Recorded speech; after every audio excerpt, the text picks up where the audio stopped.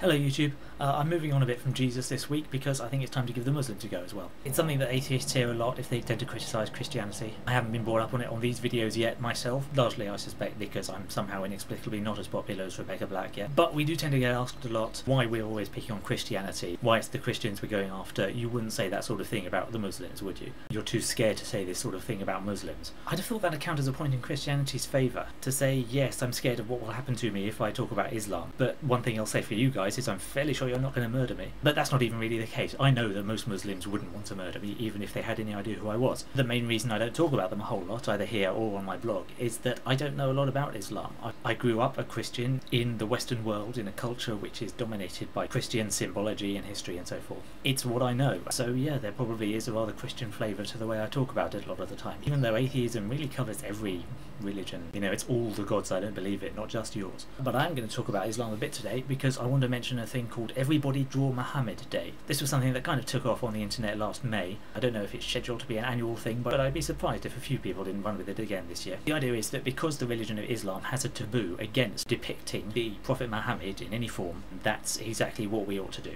Just to piss people off. Except obviously the point is, it's not just about pissing people off. We're not just doing this because we can and because we're mean. It's not about being anti-Islam. I mean, I guess I am anti-Islam, just as I'm anti-every religion, because they're all false. But what this drawing Muhammad thing is about is standing up for free speech. When a Danish newspaper published some satirical cartoons that weren't very nice about Islam in 2005, which depicted the Prophet Muhammad in rather unflattering ways, people died in the ensuing violent backlash, led by a small minority of indignant Muslim extremists. Thousands of people were so offended by somebody drawing a person who they don't think anyone should be allowed to draw, thousands of miles away in a country they'd never visited, published in a newspaper which they never had to read, that they rioted, blew up buildings and murdered people.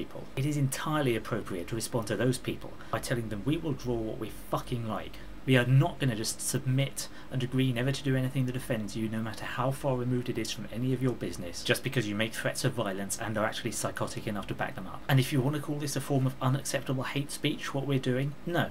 Killing another person over a crappy little cartoon is what's unacceptable. That's what hatred looks like. The people who make these pictures of Muhammad and then publicise them aren't doing it to be offensive. They're doing it as a way of saying you do not get to bully us into silence. The thing is though, it also is really offensive. By which I mean it actually does offend large numbers of mainstream Muslims who wouldn't murder me even if they had the chance. Which is a shame, and it's not something that many advocates of free speech feel good about, particularly given the kinds of prejudice and discrimination that a lot of moderate Muslims have to face day to day by people who don't make the distinction between them and the extremist murderers. So if anyone is going to draw some supposedly offensive images just to make a point, I think it's important to explain what we're doing and why, and that we're standing up for a greater injustice here. Because there are people out there who will kill anyone who wants to express this level of free speech, and none of us should be okay with that. So although Everybody Draw Muhammad Day is about being provocatively and deliberately offensive, it should be possible to do that without being a dick about it. It's up to us to clarify that we're not just doing this to be cruel and offensive to most mainstream Muslims out there. It's not something done with hate, which is possibly the one thing that the people who disagree with it have had the most trouble understanding. A lot of the time when somebody just drew a kooky little drawing as a way of showing their defiance, there were people who took it as the start of some sort of free speech insult contest. You know, they say, oh, you think it's okay to offend Muslims by drawing Muhammad? Well, you're a fat ugly bitch who deserves to die. Free speech.